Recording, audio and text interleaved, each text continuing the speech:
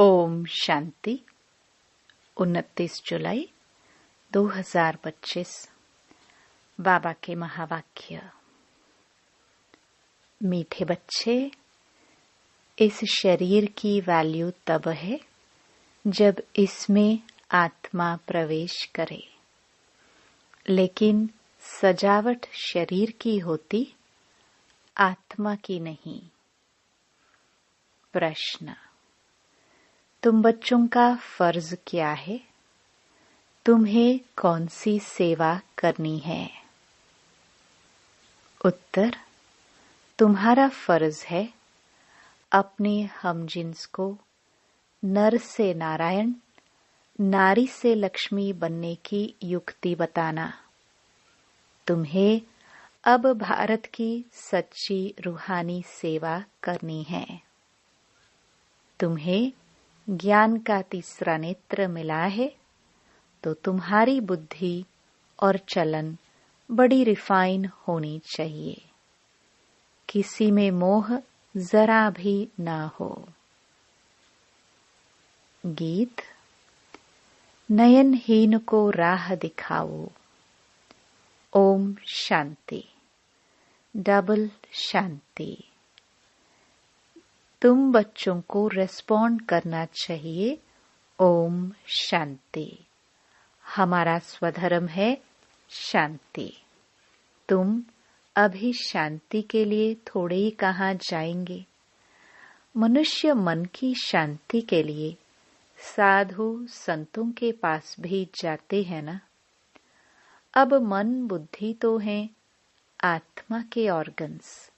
जैसे यह शरीर के ऑर्गन्स हैं, वैसे मन, बुद्धि और चक्षु। अब चक्षु जैसे यह नयन है, वैसे वह नहीं है। कहते हैं, हे प्रभु, नयनहीन को राह बताओ। अब प्रभु व ईश्वर कहने से वह बाप का लव नहीं आता है। बाप से तो बच्चों को वर्षा मिलता है।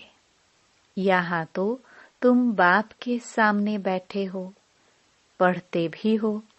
तुमको कौन पढ़ाते हैं? तुम ऐसे नहीं कहेंगे कि परमात्मा व प्रभु पढ़ाते हैं। तुम कहेंगे शिव बाबा पढ़ाते हैं। बाबा अक्षर तो बिल्कुल सिंपल है भी बाप दादा। आत्मा को आत्मा ही कहा जाता है, वैसे वह परम आत्मा है। वह कहते हैं, मैं परम आत्मा यानी परमात्मा तुम्हारा बाप हूँ। फिर मुझ परमात्मा का ड्रामानुसार नाम रखा हुआ है शिव।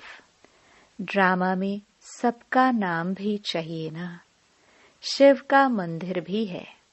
भक्ति मार्ग वालों ने तो एक के बदले अनेक नाम रख दिए हैं और फिर ढेर के ढेर मंदिर बनाते रहते हैं। चीज एक ही है।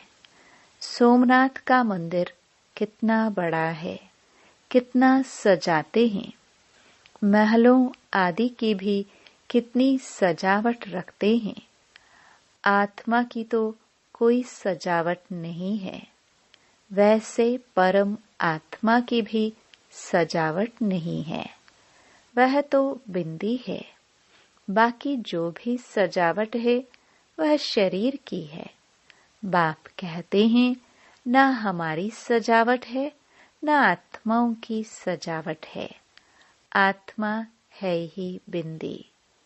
इतनी छोटी बिंदी तो कुछ पाठ बजा ना सके। वह छोटी सी आत्मा शरीर में प्रवेश करती है तो शरीर की कितने प्रकार की सजावट होती है। मनुष्यों के कितने नाम हैं।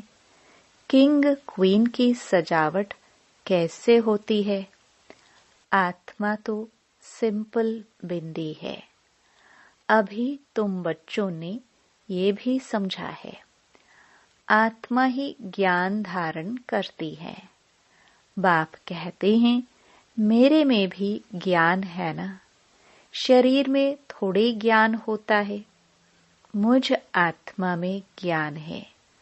मुझे यह शरीर लेना पड़ता है तुमको सुनाने के लिए। शरीर बिगड़ तो तुम सुन ना सको। अब यह गीत बनाया है, नयनहीन को राह बताओ। क्या शरीर को राह बतानी है? नहीं, आत्मा को।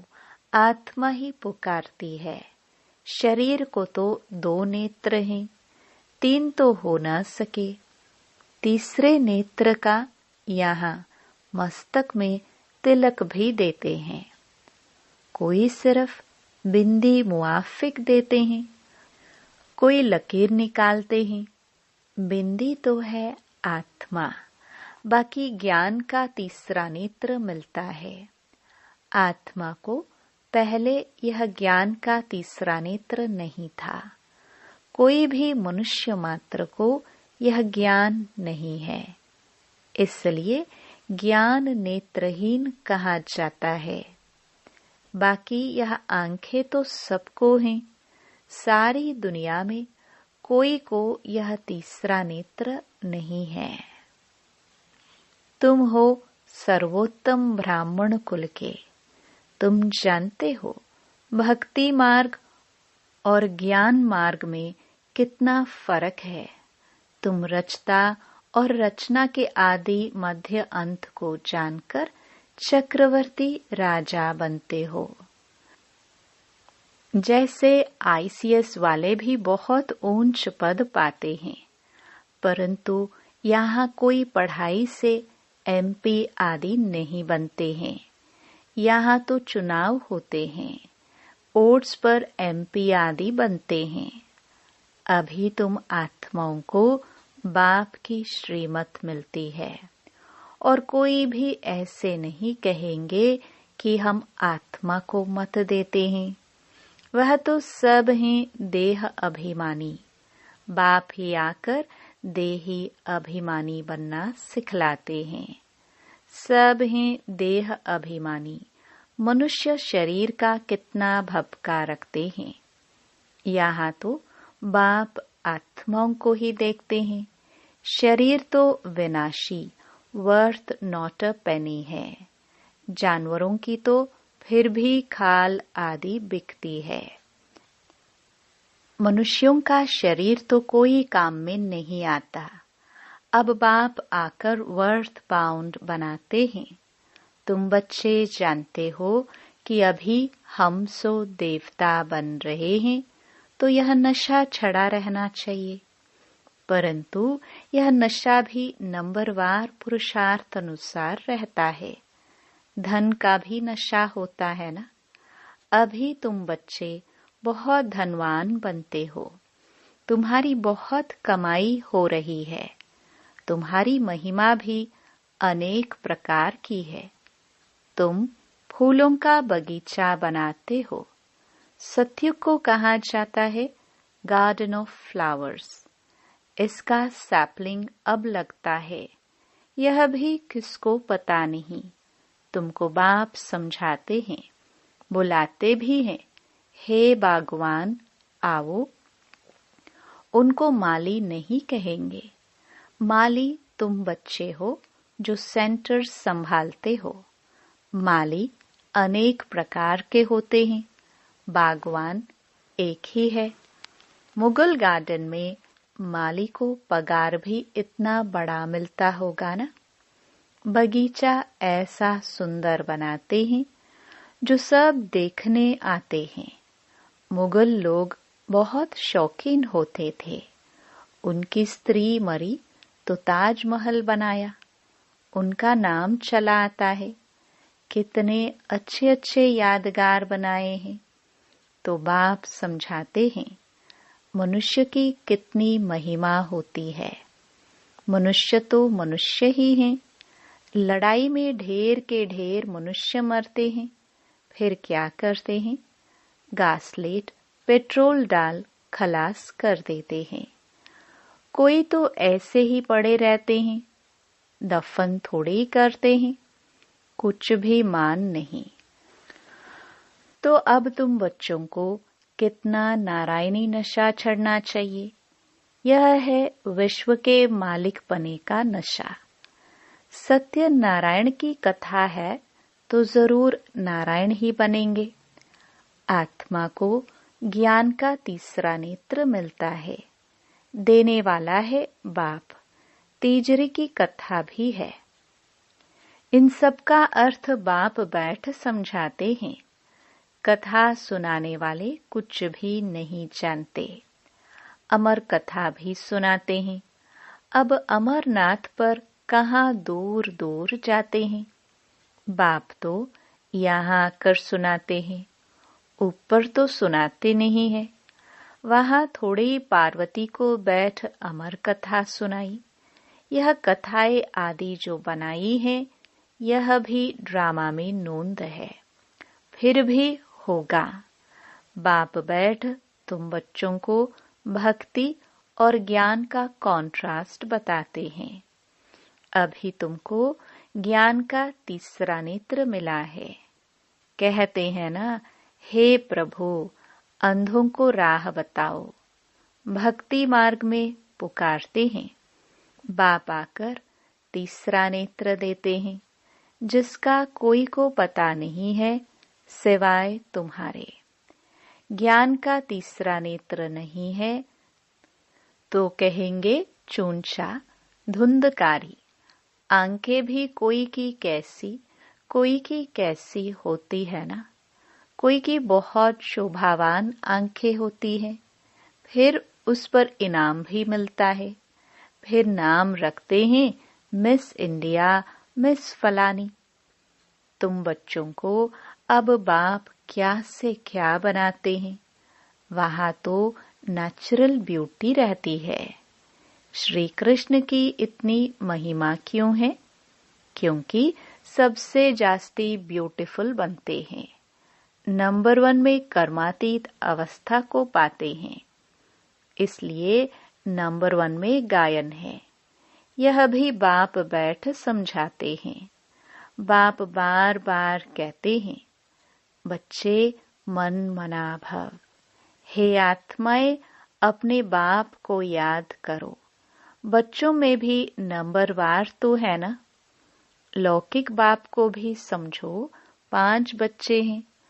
उनमें जो बहुत सयाना होगा उनको नंबर 1 रखेंगे। माला का दाना हुआ ना, कहेंगे यह दूसरा नंबर है, यह तीसरा नंबर है। एक जैसी कभी नहीं होते हैं। बाप का प्यार भी नंबरवार होता है। वह है हद की बात। यह है बेहद की बात। जिन बच्चों को ज्ञान का तीसरा नेत्र मिला है उनकी बुद्धि और चलन आदि बड़ी रिफाइन होती है। एक किंग ऑफ फ्लावर होते हैं तो यह ब्रह्मा और सरस्वती किंग क्वीन फ्लावर ठहरे। ज्ञान और याद दोनों में फीके हैं। तुम जानते हो हम देवता बनते हैं। मुख्य 8 रतन बनते हैं।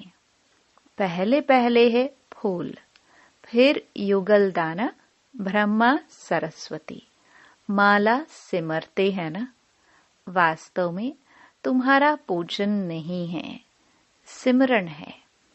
तुम्हारे ऊपर फूल नहीं चढ़ सकते हैं। फूल तब चढ़े जब शरीर भी पवित्र हो। यहाँ कोई का भी शरीर पवित्र नहीं है। सब विष से पैदा होते हैं। इसलिए विकारी कहा जाता है। इन लक्ष्मी नारायण को कहते ही हैं संपूर्ण निर्विकारी। बच्चे तो पैदा होते होंगे ना। ऐसे तो नहीं कोई ट्यूब से बच्चा पैदा हो जाएगा। यह भी सब समझने की बातें हैं।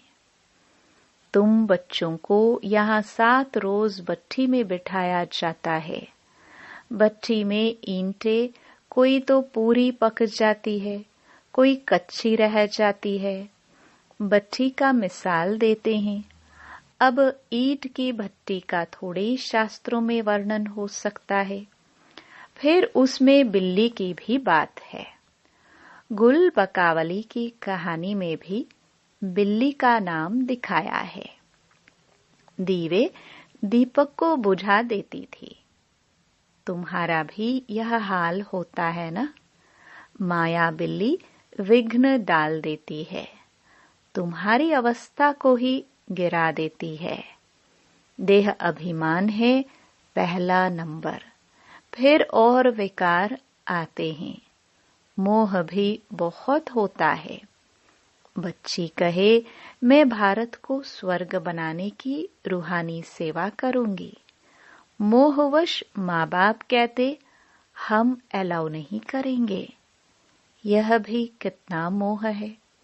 तुम्हें मोह की बिल्ली या बिल्ला नहीं बनना है।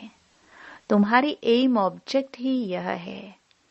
बाप आकर मनुष्य से देवता, नर से नारायण बनाते हैं। तुम्हारा भी फर्ज है अपने हमजिन्स की सेवा करना, भारत की सर्विस करना। तुम जानते हो हम क्या थे, क्या बन गए हैं। अब फिर पुरुषार्थ करो राजों का राजा बनने के लिए। तुम जानते हो हम अपना राज्य स्थापन करते हैं, कोई तकलीफ की बात नहीं। विनाश के लिए भी ड्रामा में युक्ति रची हुई है। आगे भी मुसलों से लड़ाई लगी थी। जब तुम्हारी पूरी तैयारी हो जाएगी, सब फूल बन जाएंगे, तब विनाश होगा। कोई किंग ऑफ फ्लावर है, कोई गुलाब, कोई मोतिया है। हर एक अपने को अच्छी रीति समझ सकते हैं कि हम अक हैं व फूल हैं। बहुत हैं जिनको ज्ञान की कुछ धारणा नहीं होती है। नंबरवार तो बनेंगे ना, या तो बिल्कुल हाईएस्ट या तो बिल्कुल लोएस्ट। राजधानी यहाँ ही बनती है।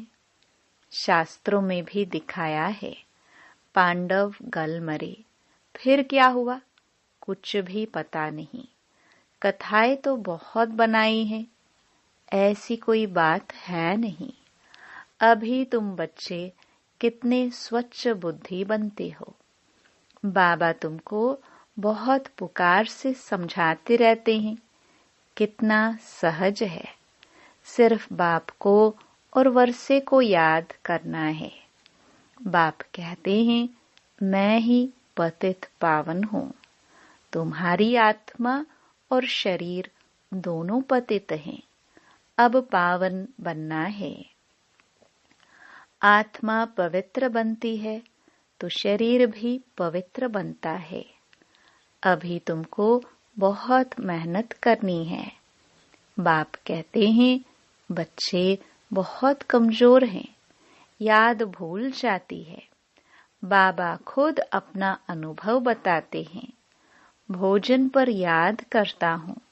शिव बाबा हमको खिलाते हैं, फिर भूल जाते हैं, फिर स्मृति में आता है। तुम्हारे में भी नंबरवार पुरुषार्थ अनुसार है। कोई तो बंधन मुक्त होते हुए भी फिर फंस मरते हैं। धर्म के भी बच्चे बना देते हैं। अभी तुम बच्चों को ज्ञान का तीसरा नेत्र देने वाला बाप मिला हुआ है। इनको फिर नाम दिया है तीजरी की कथा, अर्थात तीसरा नेत्र मिलने की कथा। अब तुम नास्तिक से आस्तिक बनते हो। बच्चे जानते हैं बाप बिंदी है, ज्ञान का सागर है। वह तो कह देते नाम रूप से न्यारा है। अरे ज्ञान का सागर तो जरूर ज्ञान सुनाने वाला होगा ना। इनका रूप भी लिंग दिखाते हैं, फिर उनको नाम रूप से न्यारा कैसे कहते। सैकड़ों नाम रख दिए हैं। बच्चों की बुद्धि में ये सारा ज्ञान अच्छी रीति रहना चाहिए। कहते भी हैं परमात्मा ज्ञान का सागर है। सारा जंगल कलम बनाओ तो भी अंत नहीं हो सकता है। अच्छा, मीठे मीठे सिखिलदे बच्चों प्रति माता पिता बाप दादा का याद प्यार और गुड मॉर्निंग। रूहानी बाप की रूहानी बच्चों को नमस्ते। धारणा के लिए मुख्य सार। पहला, अभी हम बाप द्वारा वर्थ पाउंड बने हैं। हम सो देवता बनने वाले हैं। इसी नारायणी नशे में रहना है। बंधन मुक्त बन सेवा करनी है। बंधनों में फंसना नहीं है। दूसरा, ज्ञान योग में तीखे बन मात पिता समान किंग ऑफ फ्लावर बनना है और अपने हमजिन्स की भी सेवा करनी है। वरदान, अपने सर्व खजानों को अन्य आत्माओं की सेवा में लगाकर सहयोगी बनने वाले सहज योगी भव।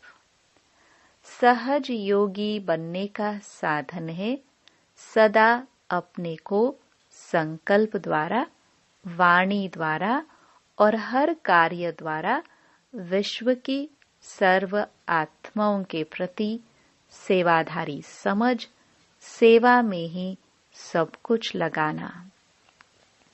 जो भी ब्राह्मण जीवन में शक्तियों का, गुणों का, ज्ञान का व श्रेष्ठ कमाई के समय का खजाना बाप द्वारा प्राप्त हुआ है, वह सेवा में लगाओ, अर्थात सहयोगी बनो, तो सहज योगी बन ही जाएंगे। लेकिन सहयोगी वही बन सकते हैं जो संपन्न है। सहयोगी बनना अर्थात महादानी बनना। स्लोगन, बेहद के वैरागी बनो तो आकर्षण के सब संस्कार सहज ही खत्म हो जाएंगे। अव्यक्त इशारे, संकल्पों की शक्ति जमा कर श्रेष्ठ सेवा के निमित्त बनो। जैसे अपने स्थूल कार्य के प्रोग्राम को दिनचर्या प्रमाण सेट करते हो, ऐसे अपनी मनसा समर्थ स्थिति का प्रोग्राम सेट करो तो संकल्प शक्ति जमा होती जाएगी। अपने मन को समर्थ संकल्पों में बिजी रखेंगे तो मन को अपसेट होने का समय ही नहीं मिलेगा। मन सदा सेट अर्थात एकाग्र है तो स्वतः अच्छे वाइब्रेशन फैलते हैं, सेवा होती है। ओम शांति।